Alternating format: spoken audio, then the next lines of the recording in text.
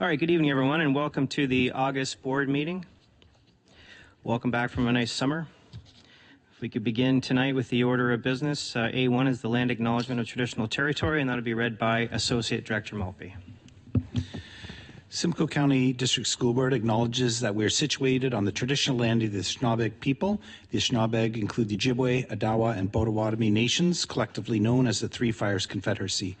We are dedicated to honoring Indigenous history and culture and committed to moving forward in the spirit of reconciliation and respect with all First Nation, Métis, and Inuit people. Please rise if you're able for the national anthem. The version of the national anthem is courtesy of the Barrie North Collegiate Institute.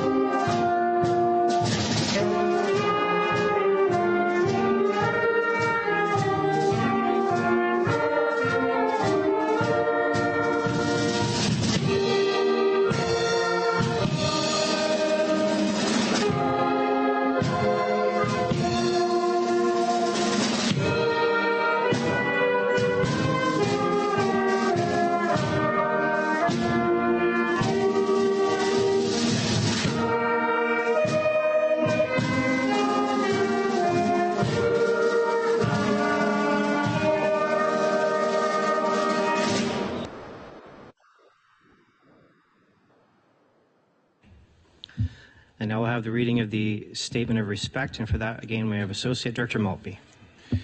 The SCDSB is committed to creating a culture of belonging, engagement, and success for all through deliberate actions and an intentional focus in the area of diversity, equity, and inclusion. The SCDSB Board of Trustees will conduct meetings in an inclusive, respectful manner that upholds the principles of respect for human rights and allows all members, staff, and guests to participate fully, regardless of race, religion, ethnicity, age, ability, and gender. All right, thank you. And now Executive Assistant Henry will take the roll call. Tonight we have no electronic participation and we have no regrets.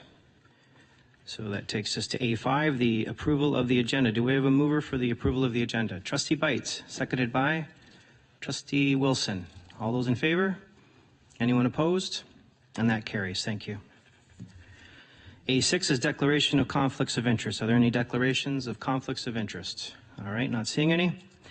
A7 is the approval of the consent agenda. And the following minutes have been placed on the consent agenda. The minutes of the regular meeting of the board held June 18th, and the minutes of the special closed meeting of the board held June 18th. Are there any items that trustees wish to be removed from the consent agenda? Okay, then I will ask for a motion to approve the consent agenda. Do I have a mover for this? Trustee Grummett, seconded by Trustee Harrigan. All those in favor? Anyone opposed? And that carries. Thank you. A8 is the approval of the minutes, and they were covered under the consent agenda. So at this time, I need a motion to go into closed session. Trustee Wilson, seconded by Trustee Grummett. All those in favor? Anyone opposed? And that carries when I'll go into closed session.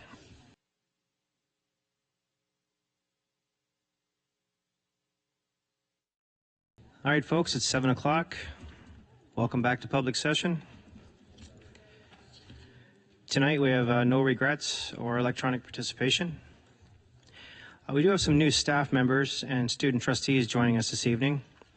So I'll now invite Director Stevens to introduce the new staff members, followed by Superintendent Sidlowski, who will introduce the new student trustees for this year. Thank you, and through the chair to the table, I would like to welcome Superintendent Kelly Lalonde to the position of Supervisory Officer, Superintendent of Education K-12 with the SCDSB. Superintendent Lalonde was the principal at Collingwood Collegiate Institute. She has been a vice principal and a principal for several years, first at Nottawasaga Pines and then at CCI. Kelly has extensive experience working closely with her elementary colleagues through professional learning sessions and training. We welcome Superintendent Lalonde to Area C and to the senior team beginning on August 18th. She has begun the work with her schools and in her portfolios, which include character education, athletics, and student leadership. Please join me in welcoming Superintendent Lalonde.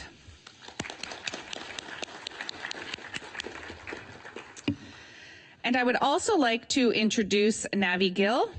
Navi was a successful candidate for the board's governance and policy specialist position. As a member of the director's office, Navi will be responsible for the effective planning, development, and communication of SCDSB policies and procedures. Navi will attend board meetings and bylaw committee meetings and will provide support and guidance with respect to bylaws and parliamentary proceedings. In her previous position at the University of Toronto Schools, Navi held the Senior Academic Board Governance and Policy Analyst position. Navi has an extensive background in human resources, governance, and policy, and is currently pursuing her master's at Queen's University in Industrial Relations with a policy development and analysis focus. We were very excited to meet Navi and have her join us in this role, and please join me in welcoming Navi Gill. And I will now ask Superintendent Sidlowski to introduce our new student trustees. Thank you, and through the chair, student trustees bring student perspectives to public board discussions, increase the board's awareness of issues of concern to students, assist trustees in determining student issues, gather student opinion, and help to foster effective communication between the board and students. 3 pupil representatives are elected by their peers each school year. Their term of office is from August 1st to July 31st. Of the 3 elected student trustees, 1 shall be elected from each of the 3 geographic regions within the board: North and East, Central and South, South and West. The 3 student trustees for the 2025-2026 year are Clevin Kim from Bear Creek representing Central and South, Gabriel Carvalho from Banting representing South and West regions, and Maida Perry from Eastview representing North and East. At this time, I would like to extend a very warm welcome to our new student trustees. Thank you.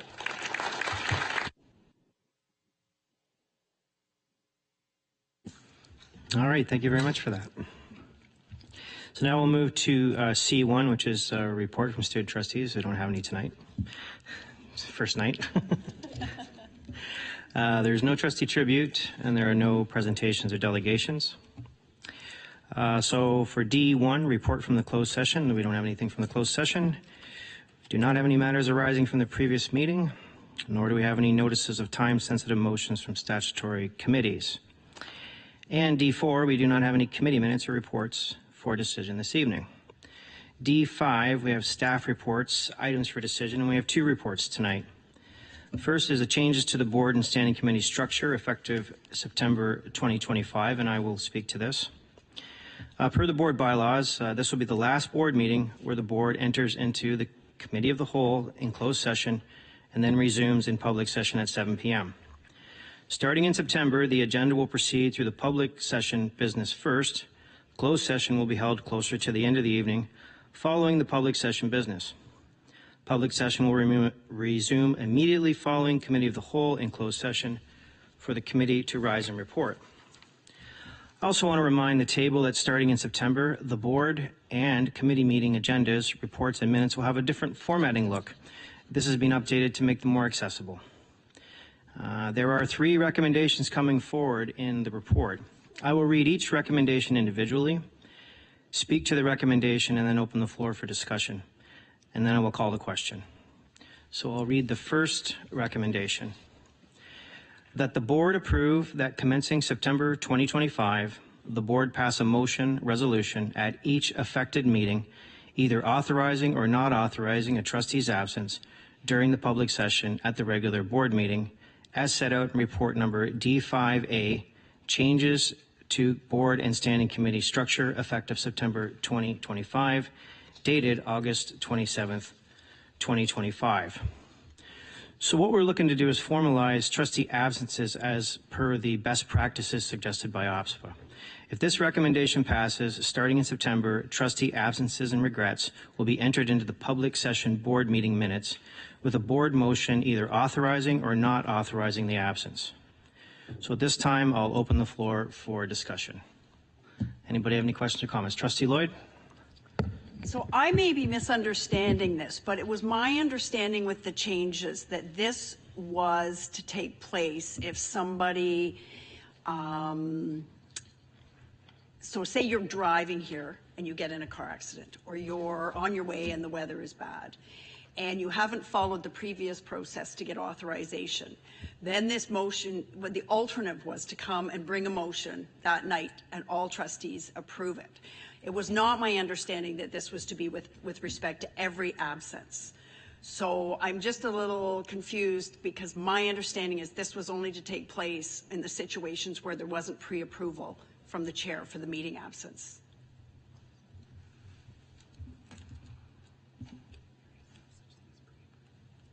Yeah, there is no pre-approval. It's for every absence. Okay, I'll have to go back and look at it, the update, but sorry, and I didn't read these till today because I couldn't get into any of my board reports and I was pulling it off the website.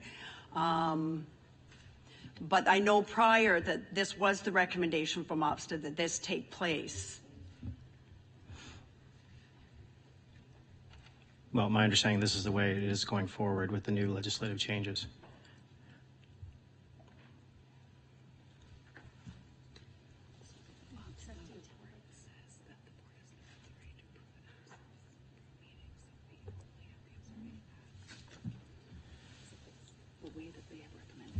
Yeah, we're just following the office recommendations. I can read what they've written here.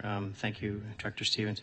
Further, the board has no authority to approve an absence by a trustee from a regular committee of the whole meeting. The board only has the authority to authorize an absence from a regular board meeting.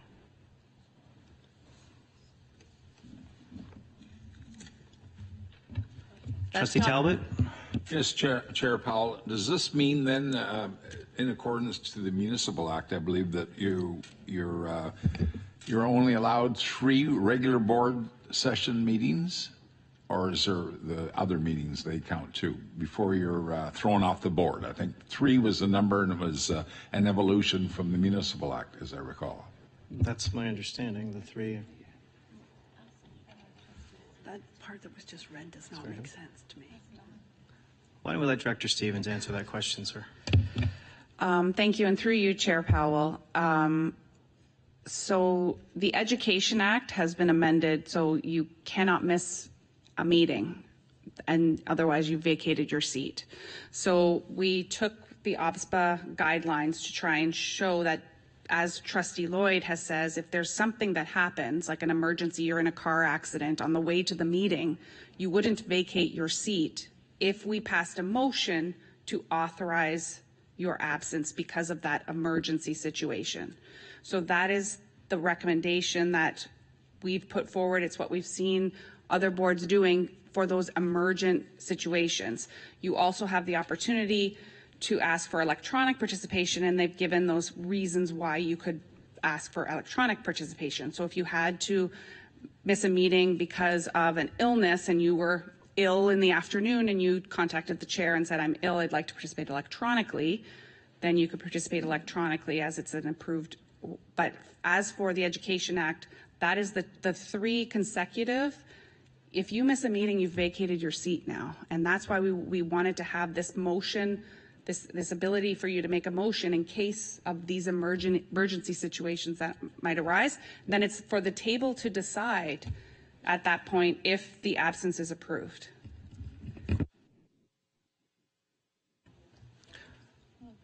Trustee Rafiq? All right, go ahead, Trustee Lloyd. Okay, so I think it's really, really important when we're discussing these that everybody clearly understands what we're doing here. So this is only related to an unexpected absence or an absence where you haven't got pre-approval to attend electronically. Is that correct? Director Stevens? Yes, that is correct. So once, this is OPSPA's notes again, once a written request provided that regarding the trustee's absence, the board should then pass a motion or resolution at each affected meeting, either authorizing or not authorizing at a regular board meeting. So that is correct. So this is those emergency situations like we described. And so further to that, then, you cannot miss a meeting, committee of the board, or not a board meeting or a committee of the whole for any reason, unless you pre-request electronic participation for one of the approved reasons. Otherwise, the board has to prove the absence. Yes, that is correct, Trustee Lloyd. Thank you. Okay. Trustee Talbot, go ahead. Okay, thank you to the chair. It seems awfully paternal once again with this minister is doing. He hates, absolutely hates trustees. And of course, we have Lecce's legacy of taking money. I mean, there's such irresponsibility, and yet they imposed on all these directives to us as underlings with disdain. I'm really not a fan or a favor of this ministry bureaucracy. I think it's out of hand, but that's neither here nor there. My question is, I'm going to be away sometime this winter, and if I'm away, I may be skiing, I may be on vacation, I may be sailing, I don't know. Anyways, I will be away. So if that's a problem, will I be resigning? Is that maybe I won't wait till falling apart. Maybe there's no need of waiting to resign. Maybe I should resign now if that's going to be the case. Is this the new edict that we're living under, and this change? It seems like you can get removed at any time for any whim. We're following the recommendations of OPSPA, so they've laid out the new law of the land. So yes, it is. So one meeting, you could be ostracized, completely rusticated if you missed it. That's the new rules of this despotic administration in Queen's Park. Yes, that's my understanding. Trustee Rafiq? Thank you, and through the chair. So I guess I didn't have this question before, but as we're talking it through, so it's up to the table to decide at that moment. So if I'm on vacation, I got in a car accident on the way here, us 12 are making a decision on what we think and saying yes or not, you're still a trustee. That's what we're deciding at the table. I just kind of want to lay it out like that. That's basically what we're saying. No? That just doesn't, I don't know. I just want to make sure we're lined up properly, and because that doesn't seem, I don't know. Okay. Trustee Bites? I have a question. Say if there really is an emergency and you, for some reason, are unable to communicate why you are absent. For example, you're in the hospital, or like if there legitimately is a crazy accident and we don't know why you're not here and we didn't hear,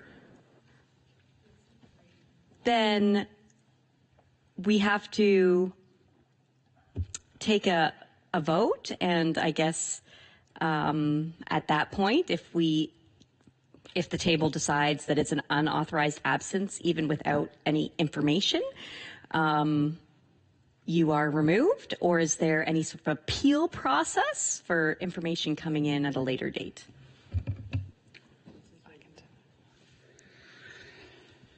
I mean, I'm the messenger here. I'm telling you what the House was given us.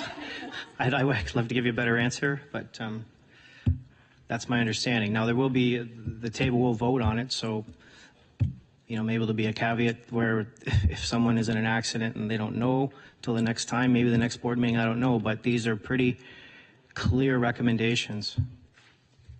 I mean, we can parse through them, but Trustee Lloyd. Thank you. And just to preface this, though, it's only for board meetings and committees of the whole.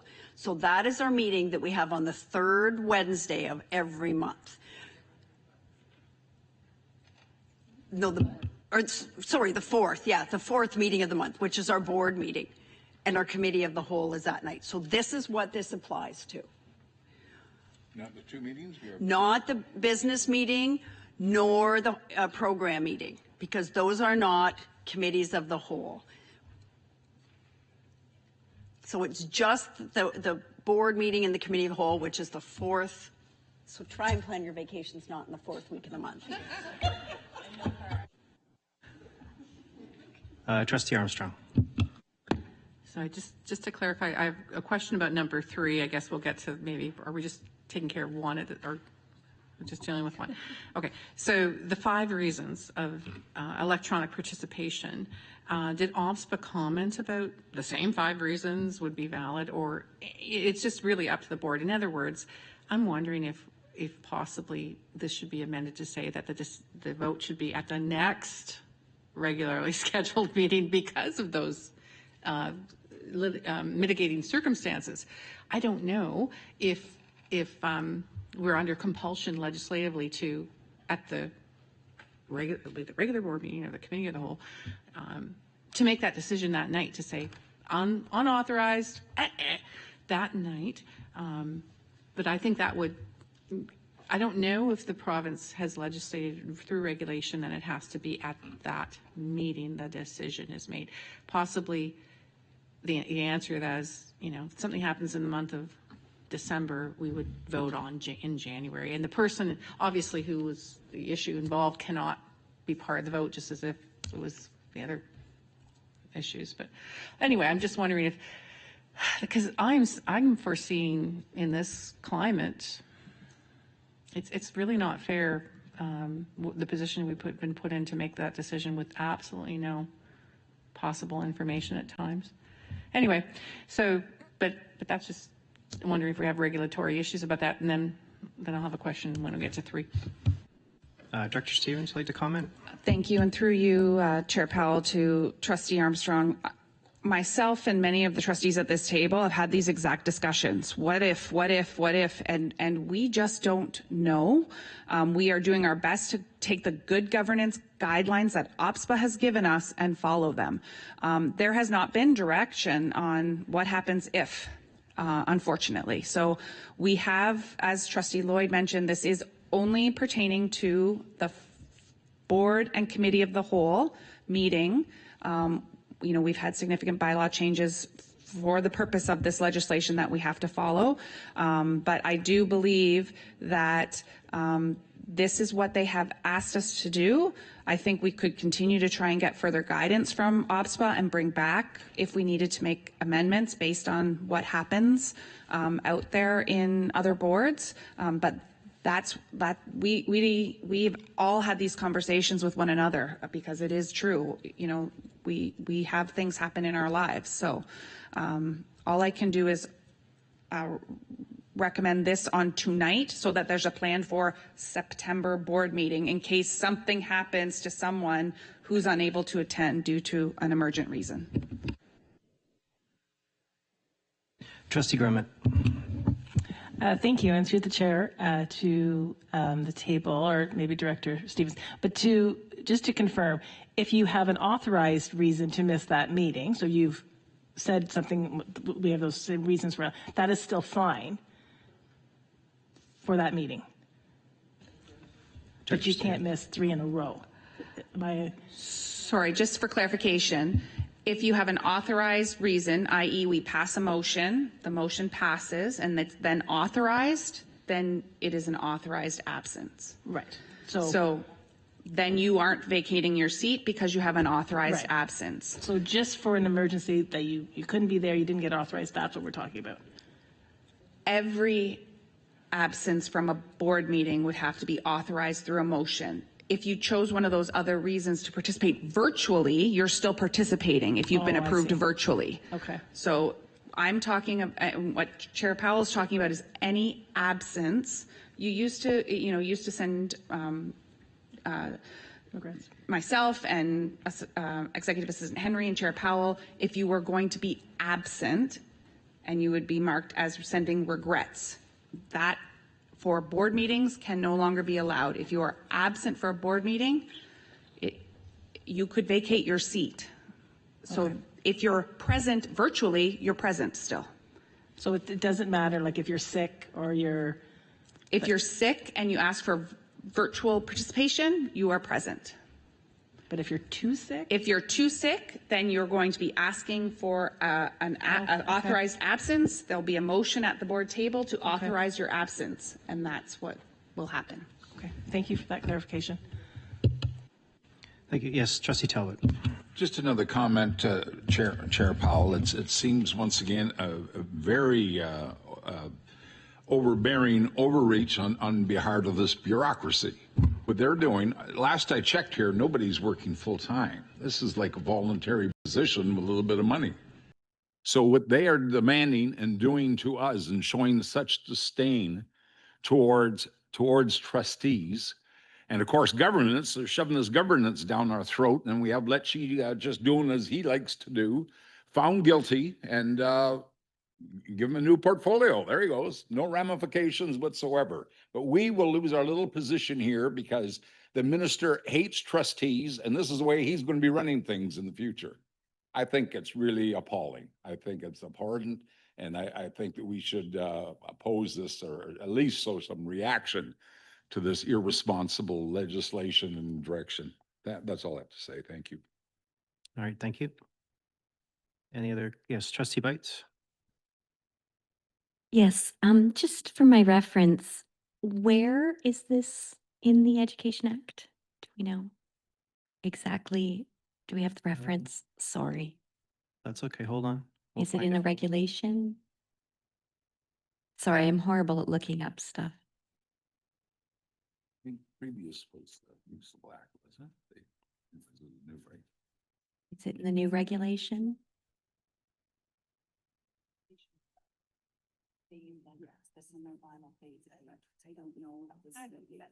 It's section 220 of the Education Act with the regulation. I don't know it offhand. Sorry. Thank you. Yeah. 2281B. That's Thank you. That's the section under the act. I don't know the regulation that brought these Okay. changes offhand. Thank you so much. Trustee Foley. Thank you, Chair. And through you, in response to the new draconian resolve, just to make sure if I understand this. So we're talking about 3 consecutive times we miss something. At that point, you miss your seat. Am I correct? One time or 3 consecutive times? One time. So it used to be 3 times, and now it's 1 time. Well, I reflect my colleagues' feelings on the minister and his hate for trustees.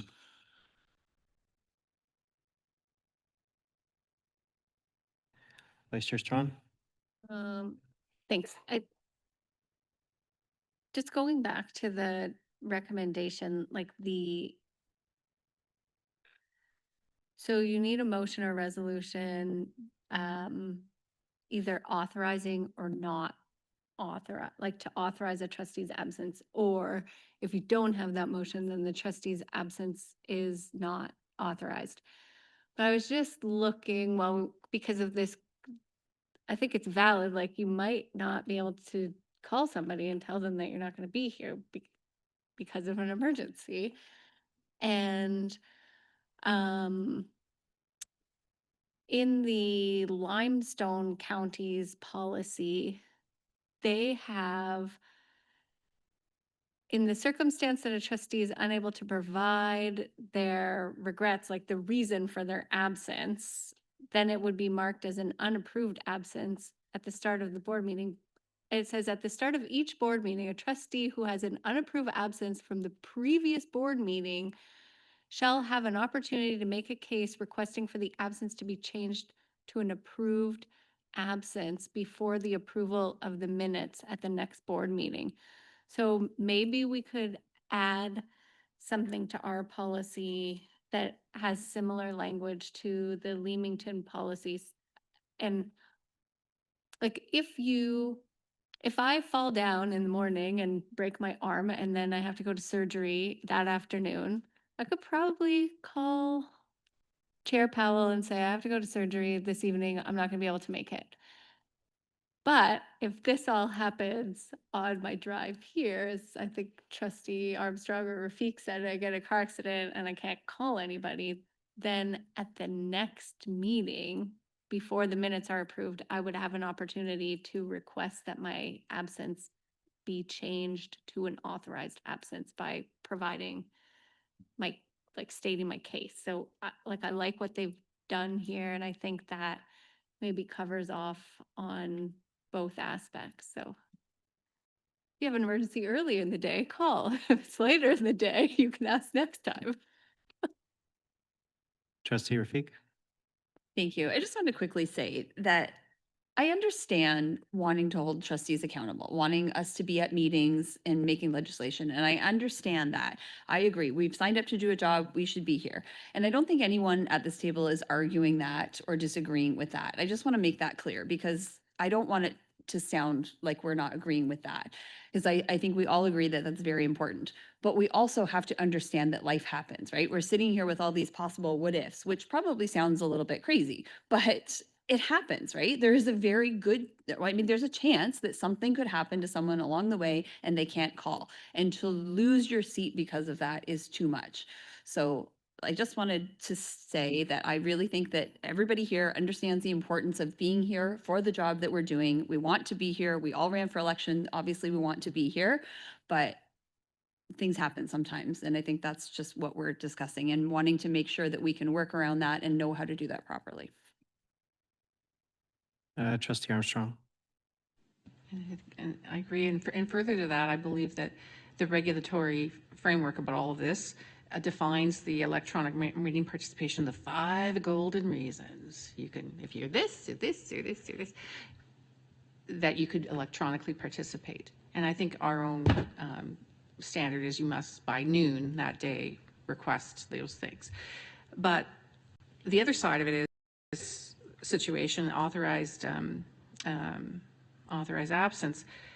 We're not being told any of those same 5 reasons. So really, if you want to be on vacation or whatever, I guess the issue is the political will.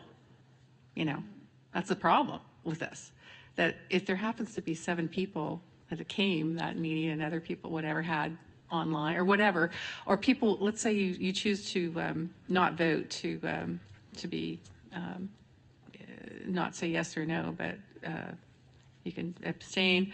This is the problem. So seriously, if you want to go on vacation, whatever, you probably could, but I guess you got to have the votes. That's the sad part about it. Very sad, because it is so.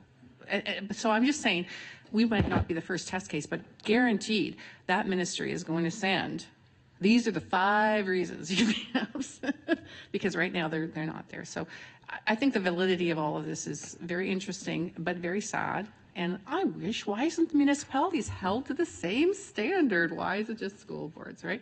But that's rather here or there. But I think we could be on vacation as long as, you know, as long as the will of the board, you had the majority vote on your side for that.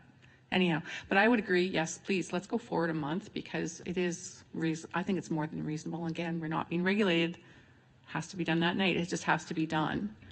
We could even do it like 6 months later if we wanted. We're not regulated about that either. But I'm just saying, we have that liberty right now, so I think we should, I'd agree, we should amend it.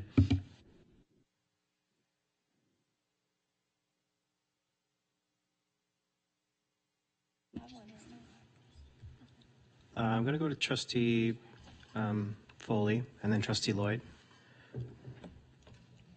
Thank you, and through the chair to the table. I think what Trustee Armstrong had alluded to before, as well as Trustee Strawn, about moving the vote to the following meeting in the event that there is an unforeseen incident that we can't really understand. I think there should be an amendment of that type put in place. And I'm sure Vice Chair Strawn, with her craftiness, can certainly put something together that would be apropos for that. I don't think we can vote on the day of, but we should vote at the next meeting once people have had an opportunity to present whatever happened in the event, for example, an ice storm, and you can't get online, you can't make a phone call, and you can't get out. There are a lot of things, especially in the northern part of this region. So I think we have to err on the side of caution for our associates. And I think that's the best way to do it, is to do a vote at the following meeting, not the night of, to note it, and then to, wait for an explanation and then a vote. Because otherwise you're just, you're assuming that they don't want to be here, and that's just not right. So I think we need to look at the following week for a vote. All right, thank you. Trustee Lloyd. The only caution I am going to make related to this is I think before that's enacted, we need to look at see what the regulation says, because if my memory serves me right, it says as soon as you have the unauthorized absence, the seat is deemed vacant, right? So if you're not there that night, based upon the regulation, I think your seat could be vacant.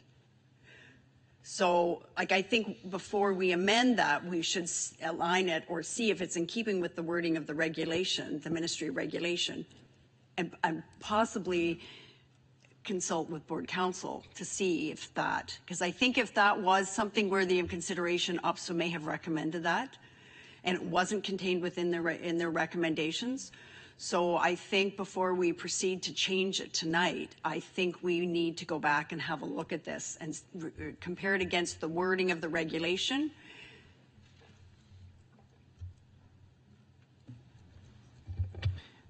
Okay, Trustee Wilson, and then we'll take a brief recess. Maybe we'll try to find that regulation. Go ahead. Thank you, through you, Chair, to the table. So I guess my concern is, I mean, you know, my situation became a very public situation with me participating electronically, and me being taken to court to deem if, you know, I had vacated my seat, although I was participating virtually. And now with these, and with this regulation that we always knew was going to come into effect September 1st, 2025.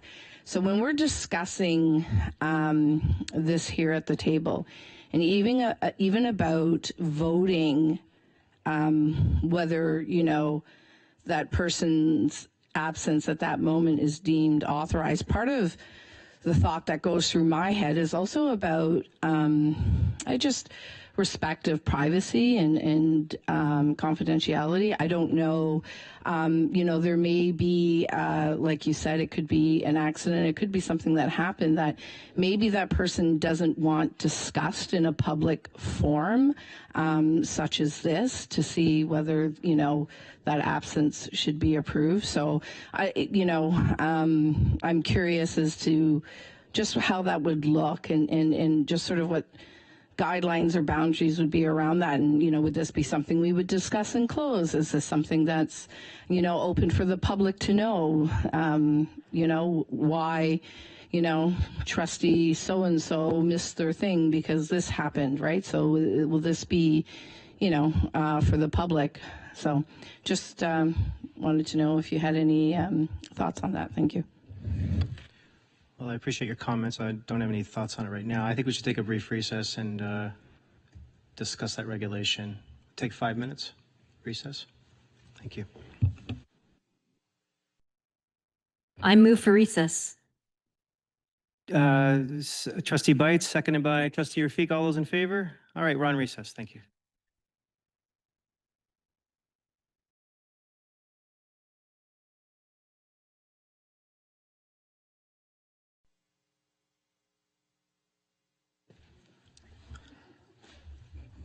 Okay, folks, welcome back from that 5-minute recess. Maybe 10 minutes. Okay, so I think we're going to put the motion forward with an amendment, and I'll turn it over to Vice Chair Strawn. Okay, so the motion is on the floor, as I understand it, yes? Or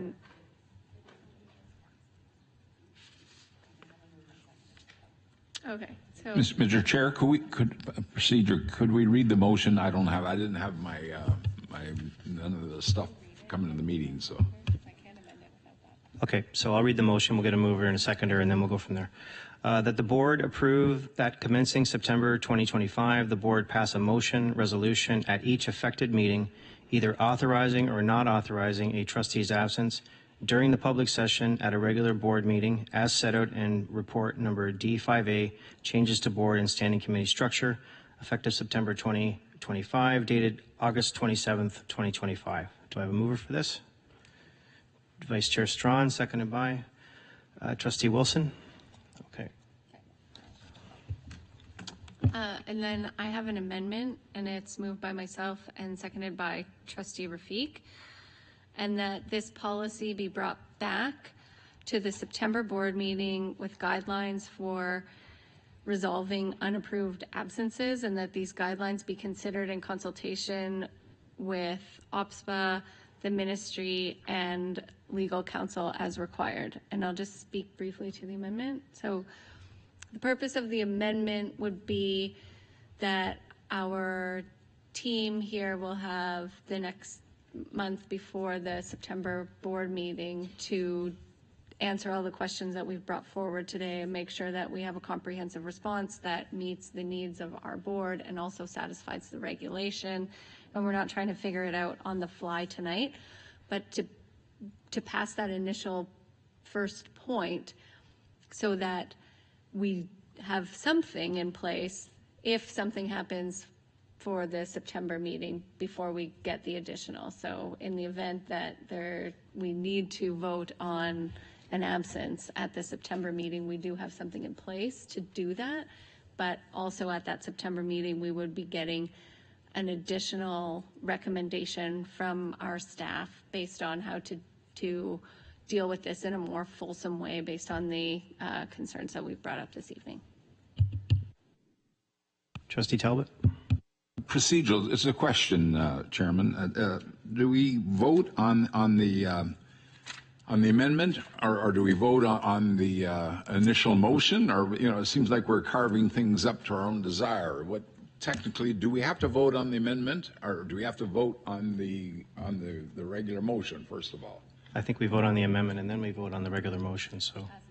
As amended.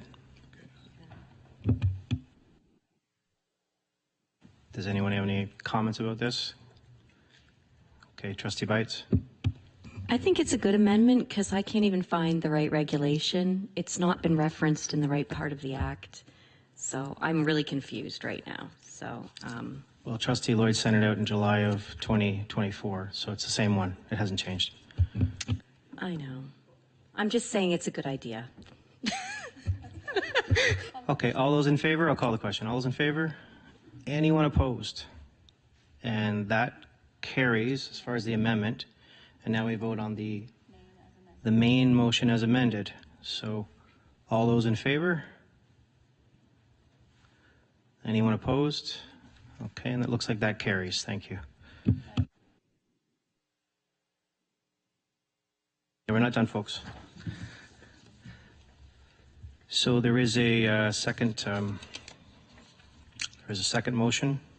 recommendation, that the board approve that the chairperson and vice chairperson of the business and program standing committees remain status quo until the November 17th, 2025 organizational board meeting, first meeting in a non-election year, at which time the board will meet to elect members of the offices of business standing committee, chairperson and vice chairperson, and program standing committee, chairperson and vice chairperson, as set out in report number D5A, changes to board and standing committee structure, effective September 2025, dated August 27th, 2025.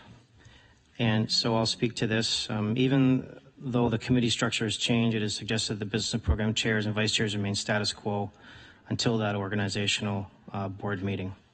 And I'll open the floor for discussion on this. Any questions or comments? All right, then I'll call the question. Or wait, I need a mover and a seconder. Trustee Bites, seconded by Vice Chair Strawn. All those in favor? Anyone opposed to this? All right, and that carries. And the third recommendation is that the board approve that the Business Standing Committee meeting continue to be held monthly at 6 p.m. on the first Wednesday of the month, and that the Program Standing Committee meeting continue to be held monthly at 6 p.m. on the second Wednesday of the month until the November 17th, 2025 organizational board meeting. And once the Business Standing Committee chairperson and vice chairperson and Program Standing Committee chairperson and vice chairperson have been elected, the committee can determine whether they wish to make changes to the start of the committee meetings and whether to continue holding the meetings monthly as set out in report number D5A, changes to board and standing committee structure, effective September 2025, dated August 27th, 2025. So I'll open the floor for discussion. basically, once a new chair and vice chair are elected to the business and program committees in November, the committees can decide whether they want to keep the same structure or change it. So I will open the floor for discussion. Trustee Armstrong. I just wanted to clarify because I was on bylaw about some of these changes and I'm a little confused in regards to the last 3 lines. The committees can determine whether they wish to make changes to the start time of the committee meetings and whether to continue holding the meetings monthly as set out. And then there's the report, change to the board and standing committee structure effective September 2025, dated September 27. The confusion is the evening, like when do they do that? When do they decide, well, okay, we don't want to start at 6, we want to start at 6:30 or something? And are we going to have monthly meetings? Are they deciding that on November 17th, at the date that the chairs and the vice chairs of these committees are appointed in a non-election year? It's very difficult, I would think, to foresee that in the month of, this is more, I'm not sure in bylaw we ever discuss this, but how would you know in November that you're going to need or not need a business facility or business meeting, we're not calling business facilities any longer, in June of the following year? So this is the confusion I'm having with those not add-ons, but that wording. I think we did decide that it's really difficult about the start time issues sometimes to say it must start at, closes at this and open starts at this time, because sometimes we're finished closed in 5 minutes and then we're waiting around an hour to start open. Like that was, I think, the issue, the discussion about start times. But whether to do the meetings on a monthly basis, I don't recall that discussion, and I just think the way we're doing it now, for instance, next month, we're not having a business in September. It's being canceled. It's more at the call of the administrative staff saying, we don't think we have enough on the agenda. So to say for the committee to say, are we going to have this monthly? No, we want to do it every bi-monthly, or we want to do it quarterly. That is the confusion I'm having. So I'm just wondering if we can expand on that before I make any amendment recommendation, because I see that this, I don't know if anybody else has read that this way. Am I the only one? About start times and if the committee needs a monthly meeting. I didn't foresee that the bylaw committee would say we're going to make that decision, but we're going to have a monthly meeting, but if admin staff tells us it's not necessary, as we do now, our current practice, a notice is sent out. Maybe the vice chair and the chair of the committee are told prior to the notice going out, but as a courtesy. Anyway, so. Maybe Vice Chair Strong can help clarify this. Yes, I would. So I think the intent of this number 3 is, because we've changed the structure, we want to make sure that the structure changes effective September 1st. And we didn't want to disrupt to make changes on the beginning of September and then make changes again on November 17th. Like we want to keep that organizational board meeting and continue to do the things at that meeting, but have these changes come into effect September 1 and then carry forward somewhat as we are until September 17th, and then do everything at once. And then the second part of that's at the end that Trustee Armstrong you're referring to was put in place just to be consistent with the other committees. Like after the organizational meeting, new people are appointed to all of the committees, and then that committee meets, and then at that first committee meeting, that committee discusses the terms of reference, and the meeting times and dates, and sets the calendar for the year. And so we just wanted to have that consistency.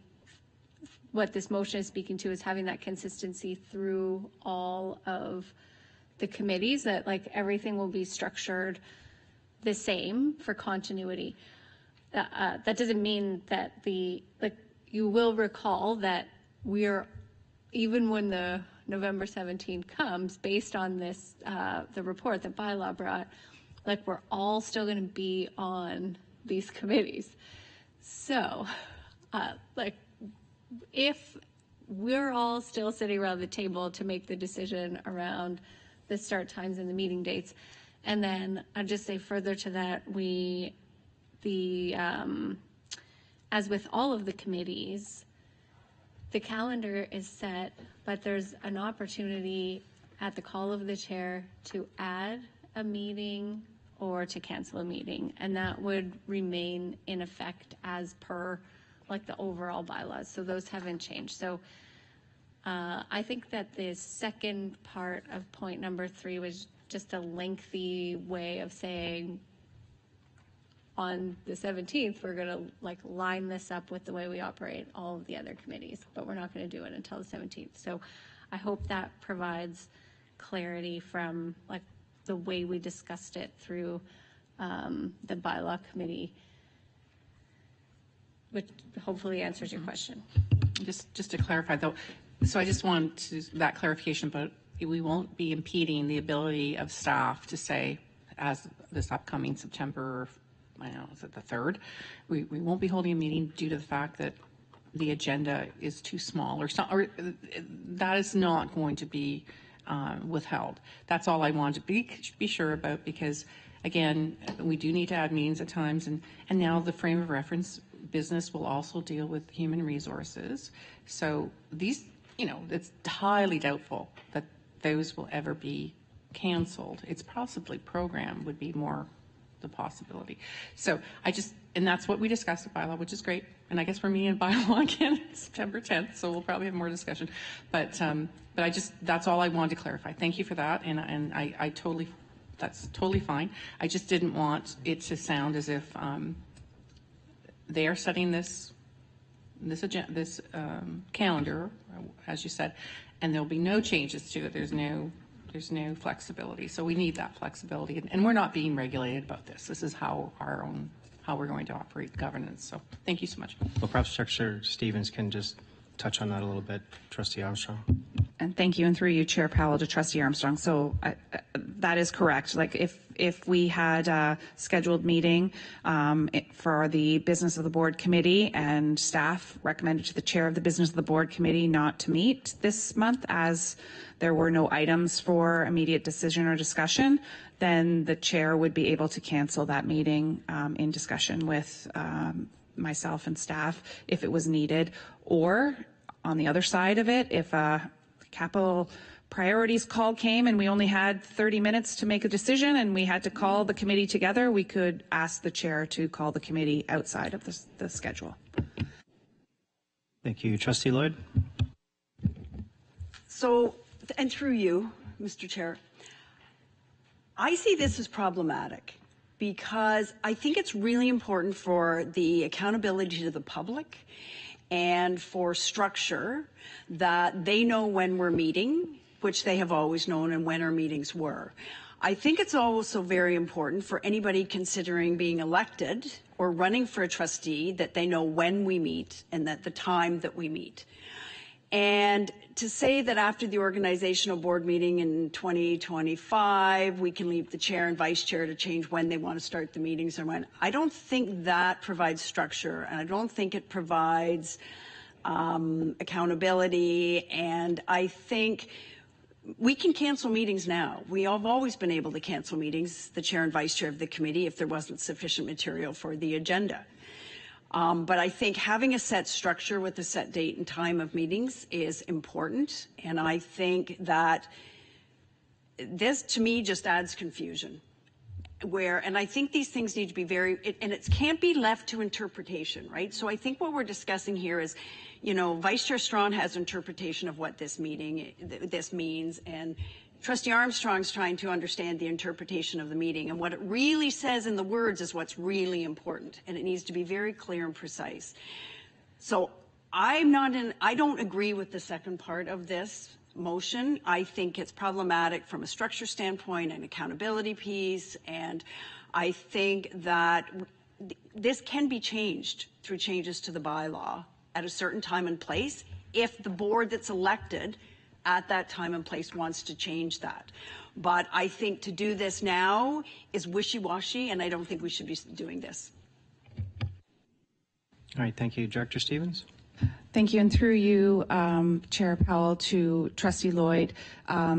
So right now, there is nothing in bylaws, because it was struck at the last time bylaws were passed, to say when there will be meetings for the committees.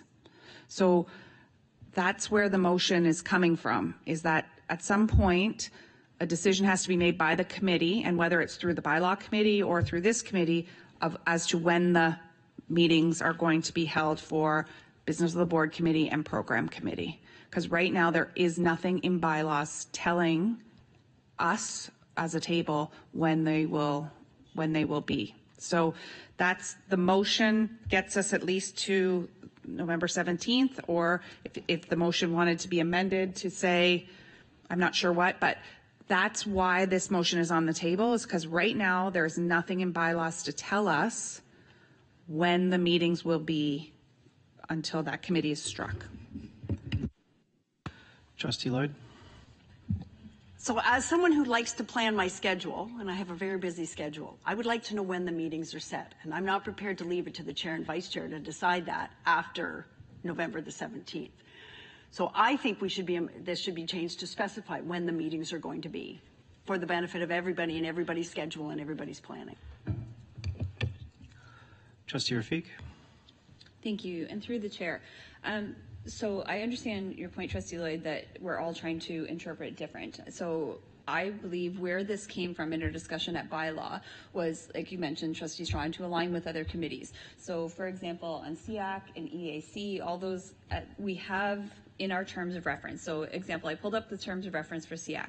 So 7.4 says start times and format for monthly meetings, in person or virtual, will be determined by a majority vote, generally in the spring of each year when SEAC members approve meeting dates for the following school year. So I believe on most of those committees that I'm on, those different than the ones we have in this room, are we get meetings, dates brought to us at that last meeting, and we set for the year ahead of time. So I believe that was our intention here, that we were just trying to align it that way as well. And it doesn't say that the vice chair and the chair get to decide. It says the committee decide after the vice chair and chair are chosen. So maybe the wording is a little off if there seems to be so much confusion and different interpretations of things. But like I said, I believe what we were going for was similar to what is in our terms of reference in SEAC and EAC and all those types of things. So I just wanted to add that to the discussion. Any other comments? Okay, so then I'll need a mover and a seconder for this. Trustee Strawn, seconder. Trustee Wilson, all those in favor? Anyone opposed? And that carries. Thank you. All right, now we'll go to the number B, which is revisions to policy 2140, electronic meetings. Director Stevens will speak to this report. Thank you, and through you, Chair Powell, to the table. Before you this evening are revisions to policy 2140, electronic meetings. When electronic meetings policy revisions were brought forward in December 2024, it was noted that the most current version would be brought back tonight, August 25th board meeting, for review and revision to ensure that the new requirements required to take effect on September 1, 2025 have fully been incorporated into the policy. Sections of the policy where language is revoked as of September 1 have been struck from the policy, and references to effective July 29, 2024 and September 21, 2025 have been struck. Not reflected in the report, however, are two additional revisions that I'd like to bring to the attention of the board and for approval within the motion that I brought forward for the board this evening. So we request the board further approve edits to section 3.2 under board definitions, and that's page 1 of appendix B. You'll note we want to strike the last sentence, which references SCDSB standing committees, including the Business and Facilities Committee, Human Resources Committee, and Program Committee.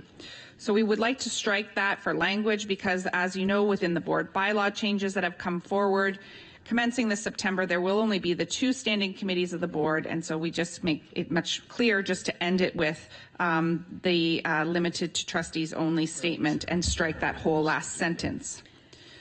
We are also requesting that the following wording of or a committee of the board under section 4.3 of the guidelines, page 3 of the appendix, be struck to provide further clarity regarding electronic meetings. So remember, electronic meetings, this policy is only in reference to the board meeting, committee of the whole meeting. So we want to make sure that it doesn't even mention the word committee anywhere other than just board committee of the whole. And with that, I'm happy to take any questions. All right, thank you, Director Stevens. Trustee Bites. Thank you. Through you, Chair, to the table, I'd just like to report that I found the regulation. It's regulation 463 that describes electronic meetings and meeting attendance. And I just was reading it over and I noticed that there's a bunch of other stuff being repelled with regard to policies. A bunch of the statements about electronic meetings with policies are being repelled, so I don't know how that might affect what we're trying to do. Director Stevens. Thank you. So we have taken this policy to fully reflect the current regulations that are here before you. All right, thank you. Trustee Armstrong. It's a point of information. Some of us are PDF Adobe writers. We're not really updated, well, maybe they were updated or not, but anyway, you could not load them as you normally would. So I did receive my package through electronic PDFs from the director's office. And I'm just saying, under the revisions, the Part B, it's entitled Appendix B, pages 1 to 6, revisions to policy 2140, electronic meetings. It's identical to the old policy, so I never got, the striking revision thing. So, yeah, it's difficult to comment on the recommendations. However, I know we have to do this, so I'm just saying there's some of us here that don't have the true strikeout revisions. So, anyhow. Don't mean to confuse the matter even more. But I'll just thank you, and through you, Chair Powell, to Trustee Armstrong, I'll remind that we do not do the strikeout version anymore because of the accessibility. And so maybe, the striking, maybe it's not strikeout, but I'm just saying the wording is identical to the same pages. Correct. The non. Yeah. So it's on the front page where it shows you the changes, but it's not within the document. You are correct. Yeah. Okay. I'm just saying that appendix. So, okay. So that's what you got. Everybody got anyway then. Okay. Appreciate that. Trustee Lloyd.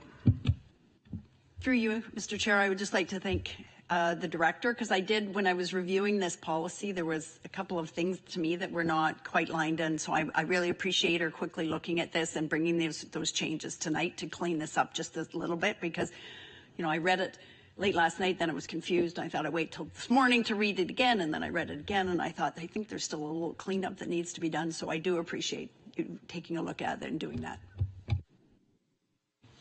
All right, thank you. Any other questions or comments? Okay, so I need a mover and a seconder. Oh, let me see, okay. Yeah, let me read the motion.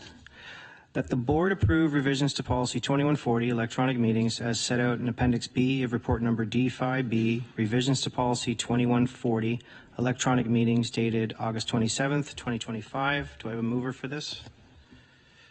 Trustee Wilson, seconded by Trustee Lloyd. All those in favor? Anyone opposed? And that carries. Thank you.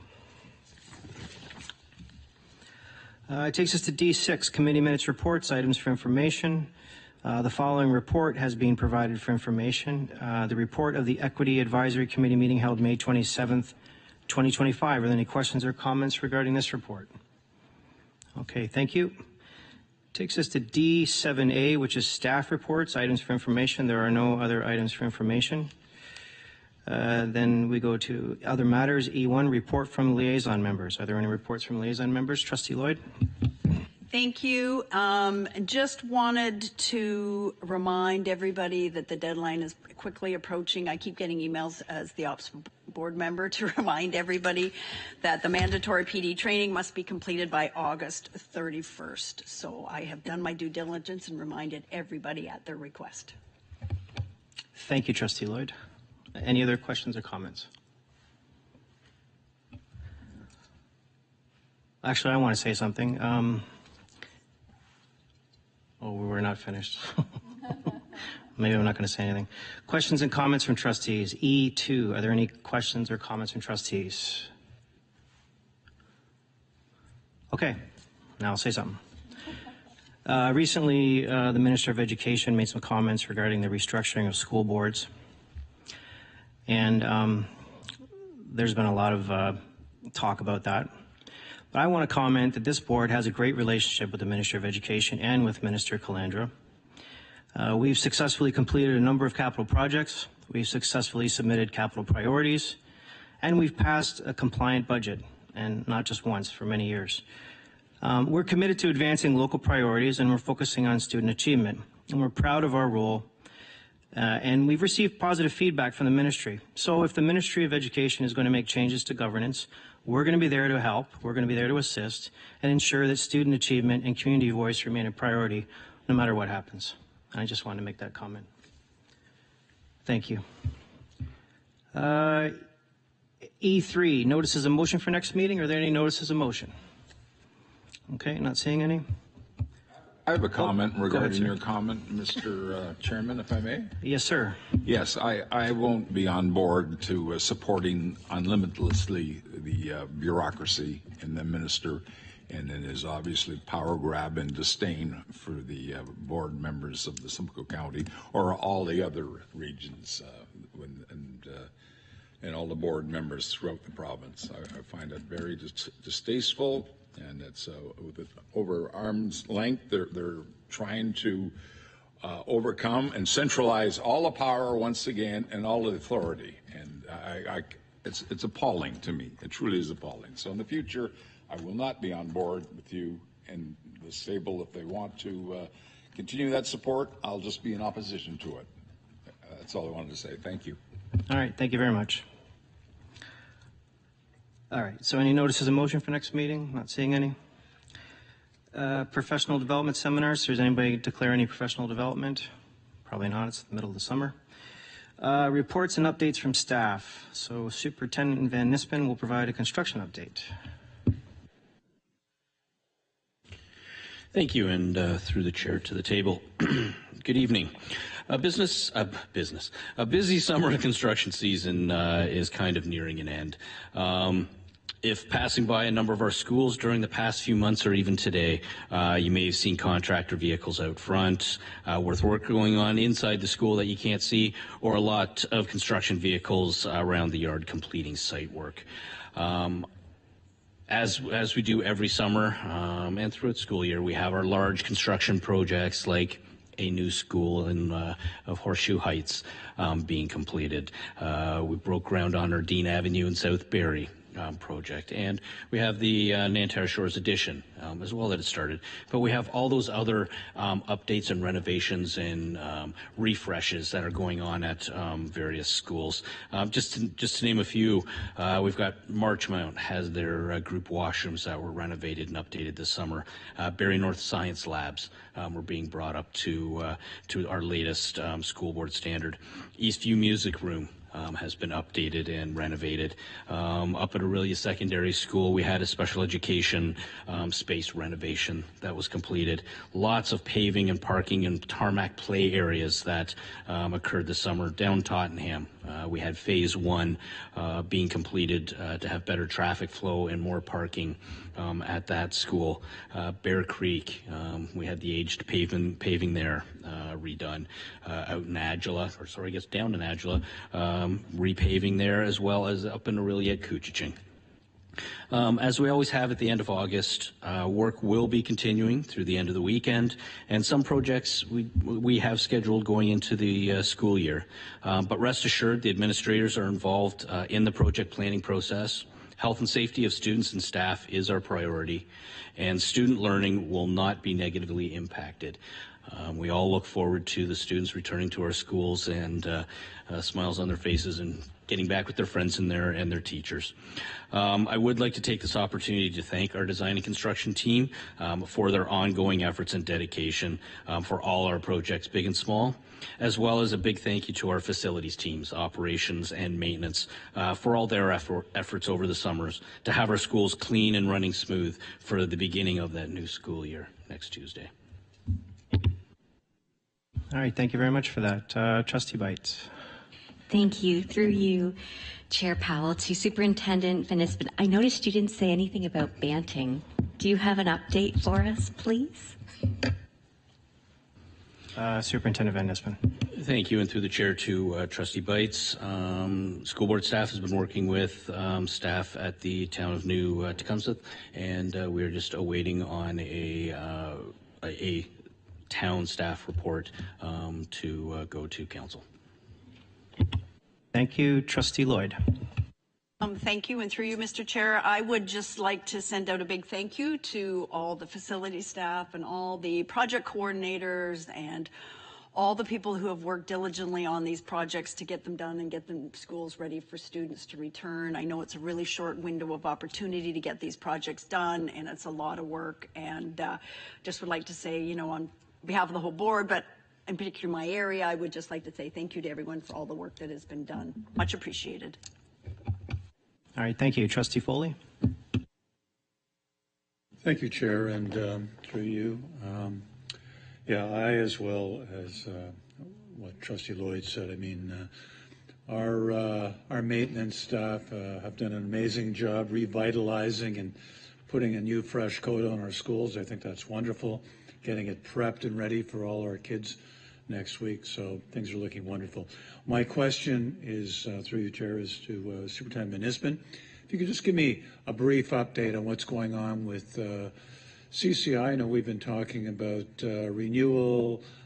We've been talking about a variety of different things for the future with CCI, as well as what's going on with the new Wasaga Secondary School. Where are we at with that at this point in time, please? If you could. Superintendent. Thank you, and through the chair to Trustee Foley. So I'll start at the end of your question and work backwards. So Wasaga Beach Secondary School, that is an approved ministry-funded project, and we have been working, our staff has been working very well with the town of Wasaga staff with regards to working through the site plan approval process. So that project is moving along very well. With regards to CCI and the potential for a future replacement school for that, we are working through our due diligence there. We are working with the town of Collingwood staff with regards looking at infrastructure and future town plans and whatnot. And we have consultants engaged as well to help look at different options and aspects of the future project as we start to narrow down what the path forward is that we are going to submit to the ministry as a business case. Through you, Chair. Thank you very much. All right, thank you. Rafiq. Thank you, and through the chair, I did have a few inquiries over the last month or so about process on the Angus School, and I just wanted to share that I did reiterate what Superintendent Van Ispen always tells us, that just because you don't see dirt moving, there are lots of things happening. So there has been lots of things happening there as well, and I believe we will see dirt moving soon, correct, Superintendent Van Ispen? Superintendent. Thank you, and through the chair to Trustee Rafiq. Yes, the tender has closed and has been awarded, so we should see activity on that site in the coming weeks. Trustee Bites. Yes, thank you. Through you, Chair Powell, to Superintendent Van Ispen. Do you have any updates you can share in public about the new Alliston Elementary School and the new Tottenham Elementary School. Superintendent Van Nispen.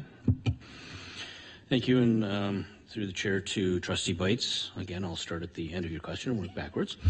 The potential for a new Tottenham Elementary School, we do own the site. We have been working with the township staff with regards to working through the site plan approval process. And it was included as a capital priority in the last submission to the ministry, and I fully anticipate if it meets the criteria, it will be submitted on the if and when we get another call. With regards to a new Alliston Elementary School, that has been identified as a need, and we are working through site identification and land acquisition. All right, thank you. Thank you for that update, Superintendent Van Nispen. Now Director Stevens will provide a brief update and share a Celebrates video. Thank you, and through you, Chair Powell, to the table. I'm very happy and excited to welcome our students and families back to school beginning on September the 2nd. Thank you to all of our staff who have been working hard to prepare for the school year and ensure that our schools are ready to welcome students back. This year, we are opening another brand new elementary school, Horseshoe Heights Public School. The spectacular new facility will accommodate 570 students and has an oversized gym and community center. And thank you so much to our partnership with the town of Oro-Medonte. I would like to recognize the SCDSB design and construction team for their hard work and dedication to this project, and congratulate Principal Diana Wright-Drzaga and her staff on the opening of this new school. This is a very exciting time for staff, for students, and for the Oro-Medonte community. Our video will highlight this new school in just a few moments. As Director of Education, it is important to me that our staff remain informed of the priorities of this board. At the end of June, I completed the initial stages of the Director's Performance Plan, and as a result, the SCDSB Board of Trustees have selected 4 goals in alignment with the SCDSB strategic priorities that will form the focus of our work throughout the 2025-2026 school year.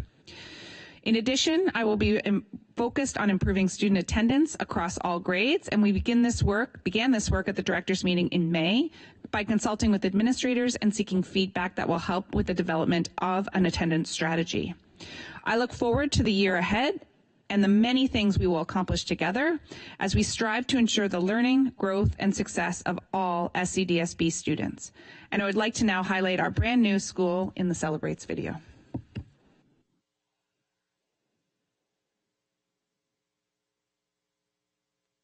Join us as we celebrate stories from the system in relation to the SCDSB strategic priorities.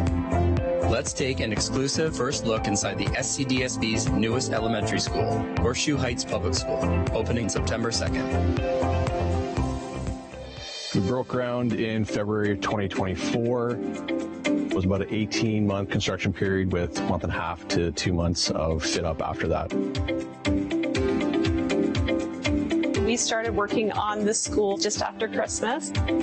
We had an opportunity to meet with the naming committee and get our name chosen, talk to students about our school colors, our mascot. So students were part of choosing those items. The kids were most excited that we had an elevator when I was touring the schools. It's a 570 pupil place school, fairly good sized school for our board. 5 kindergarten classrooms, I believe it's 17 regular classrooms, a couple of special education rooms, library, oversized gym, be the size of a double secondary school gym. A big part of our designs are bringing in natural light from the outside, lots of windows, so students and staff have nice vistas, and it brings the outside in and really fosters a natural learning environment for the students.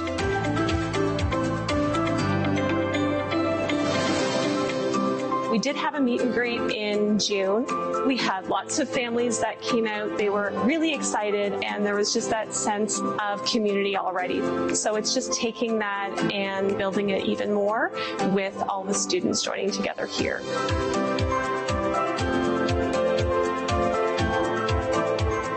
A very satisfying part of this build is working with the municipality, the Township of Warren-Wadani. The benefit of that is the double oversized gym. In the evenings, the township has the full use for community programming and such. That allowed us to not only create an amazing learning space for the students, but to also foster a long-term relationship with the residents in the area as well. Part of it is just building that culture. Sports teams will be starting.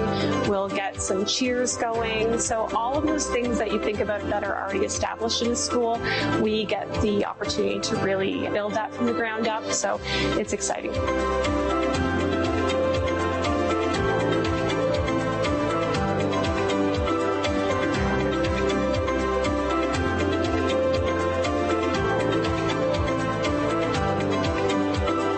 Welcome to Horseshoe Heights Public School.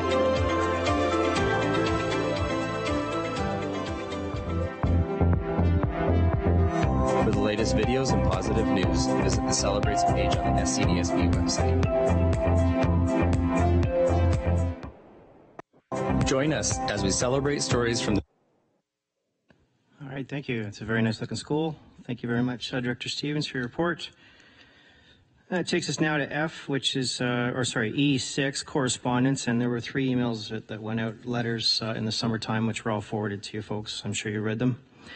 F is future business of the board, standing committee, advisory committees. So next is a special education advisory committee meeting, September 8th, 2025, 6:30 p.m. Program Standing Committee meeting September 10th, 2025 at 6 p.m. Equity Advisory Committee meeting September 23rd at 6 p.m. Parent Involvement Committee meeting September 23rd, 6 p.m. The regular meeting of the board September 24th, 2025 at 6 p.m. The closed session will follow. And the Accessibility Advisory Committee meeting September 29th, 2025 at 10:30 a.m. And don't forget, there's no business meeting next week. That's been canceled. And with that, I need a motion to adjourn. Trustee Wilson, seconded by Trustee Bites. All those in favor? Anyone opposed? Good, that carries. Thank you. We're adjourned.